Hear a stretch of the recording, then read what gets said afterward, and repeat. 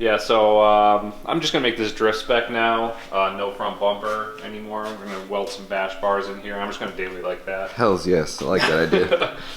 No.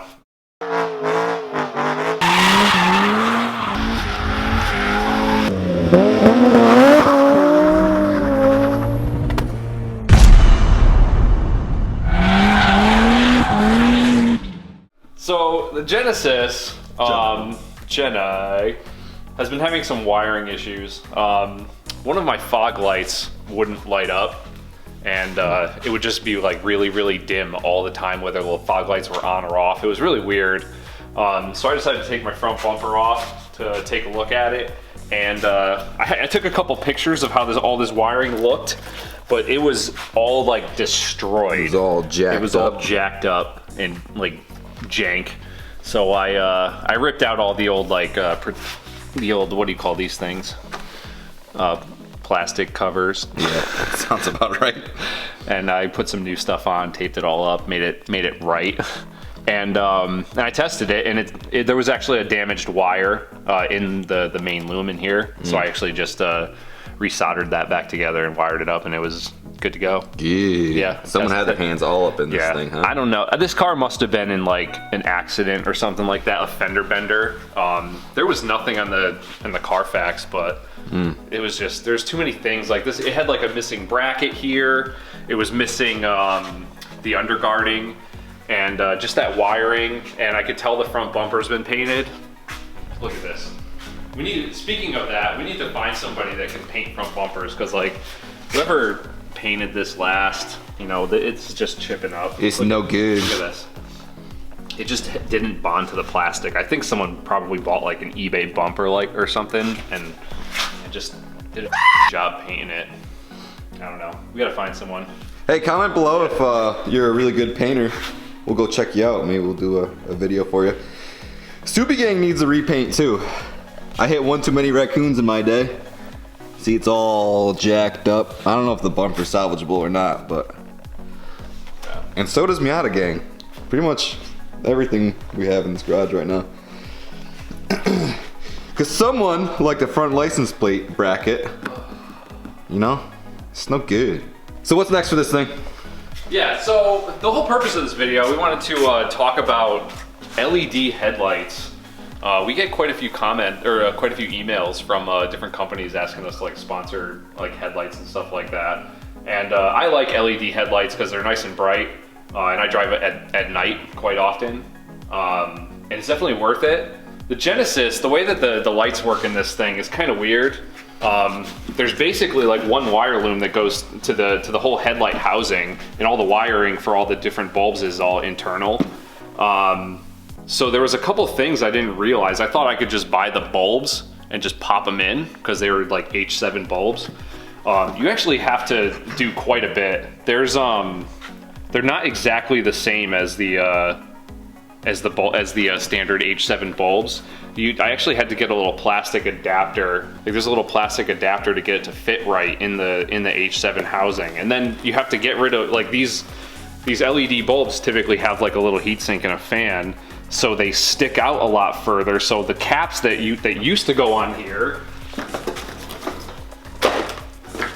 these guys, it doesn't actually fit, and you'd have to cut them for the wiring to go through. I didn't want to do that, so I found on Amazon they had these little plastic caps, or these little rubber caps that are made for doing aftermarket LEDs, and so I didn't have to cut anything. I could always bring it back to normal if I wanted to.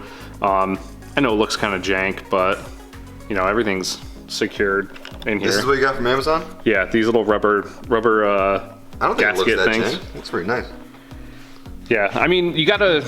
I just think that like before you buy LEDs, like you gotta do some research on your car specifically, because some cars they just pop right in. Like my Mazda 3, they just popped right in. They just stick out a little bit further, But these I've had a hell of a time between the wiring issue with the fog lights and then just needing those caps and those little plastic adapters to get the headlights to fit. The headlights themselves are fantastic, and Once it's all said and done, yeah. We got them from Auxbeam. They sent them to us actually. We've got a discount code. I believe you can get 10% off that. We'll put the link in the description. Oh yes. They're really good headlights. Actually, I'll throw a couple examples of like I had stock ones on one side and LEDs on the other. They are much brighter. Big difference. So overlay those shots right now. Those beauty shots.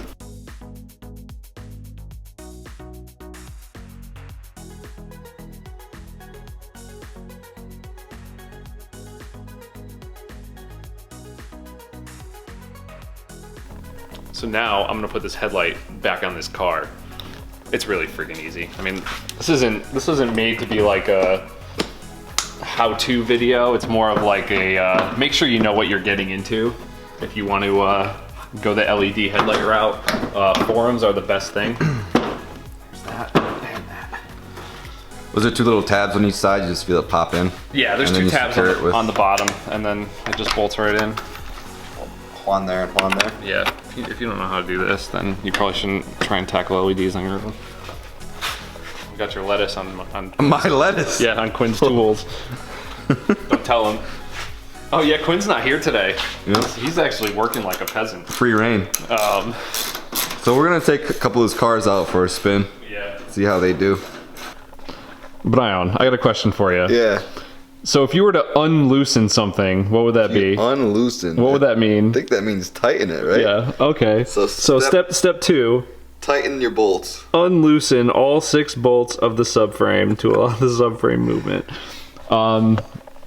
Yeah, so while we got Quinn's lift here, I had a set of subframe collars, which if you're not familiar with what those do, cars from the factory have a little bit of give in the subframe to help in like ease of installation. So there's basically like where the bolts come down from the unibody, the subframe holes are a little bit bigger just to help with assembly. Makes it easier. So these rigid collars fill that gap to tighten everything up. Nice and taut. You see. So we were thinking, while I got this thing up on the lift here, we're gonna install these. So yeah, we'll see how that goes. But I own. First we got it. Step 1. Or no, wait. Step 2. Tighten the bolts. Unloosen. Sorry, Quinn. I know this is your brand new tool, and you haven't used it yet, but I'm gonna use it. How dare you, Matthew? This thing's sick. So first thing we do, there's 4 subframe bolts, and we're just gonna. Oh yeah. We are not going to take them off because we do not want an engine and subframe falling on our faces. Oh, Nelly. Yep. Kids, wear your safety glasses. Yep. Now, Brian, what's the reason that we're loosening these and not taking them off? If we take it off, the whole thing will drop like it's hot. Mm-hmm. But why wouldn't we just loosen one of them? Why do we have to loosen all of them at the same time? All 4 of them? Yep. So it's not off kilter. Well, the main reason you have to do this is that these collars fill the gap in that subframe. So the subframe needs to be able to move a little bit. It has to be loose in order for us to fit it in there. Like, we're basically making this more rigid by filling that gap. So they're all loose right now. We should be able to take one of them off. Yeah, it says. All right, guys, so see this? One here, one there, and the 2 fronts. Right there, and right here. All right, so I'm gonna take this one. I'm gonna take one of these off all the way, now that they're all loose. That's good. See that? This is what they do. You see the amount of gap between the bolt and the subframe? How much space there is? Come here, Lisa. Yeah. Okay.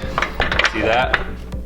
That's the gap we're gonna fill to make this this whole subframe more rigid.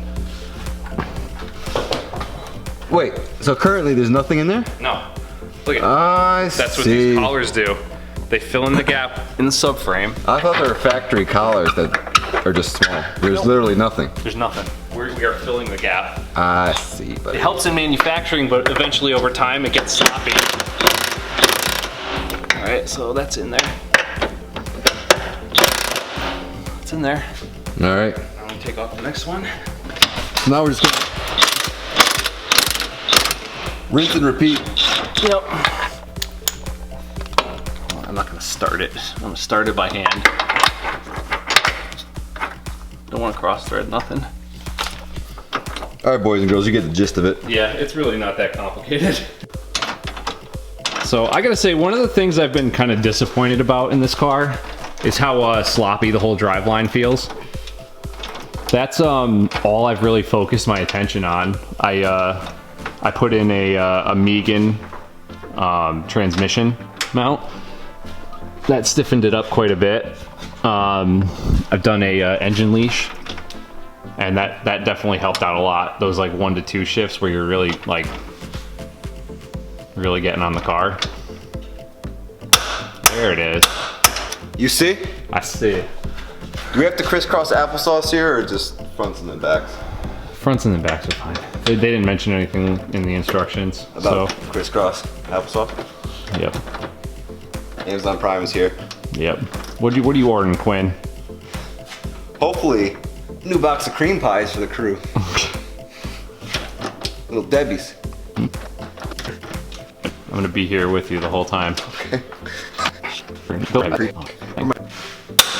There it is. You see? I see. All right. So there's a few things to note on the rear ones.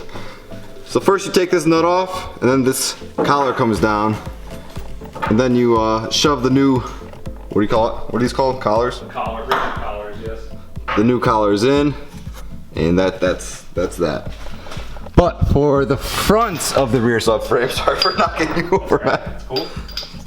You have the main bolt, and then there's two 14 millimeters here and here. You gotta take this whole bracket off, and then you should be able to take this down, slide the new collar in, and tighten it all up. We're on a time crunch here. We gotta be out of here in 10 minutes. Yeah, I gotta go pick up my kids. So. I don't know if I'm gonna feel a difference in this, but I don't think it'll degrade over time like it would have without the rigid collars. But we'll see. I do not like this. Oh yeah, I know. It's no good. Whoever painted this bumper did not do a good job. See this on camera? It's like bubbling up a little. Yep. This is no good. If anybody's local to Connecticut and interested in painting a Genesis bumper, I'm interested in paying you. This is no good. And a Subi bumper. Subi bumper. And Miata And a Miata bumper. No good.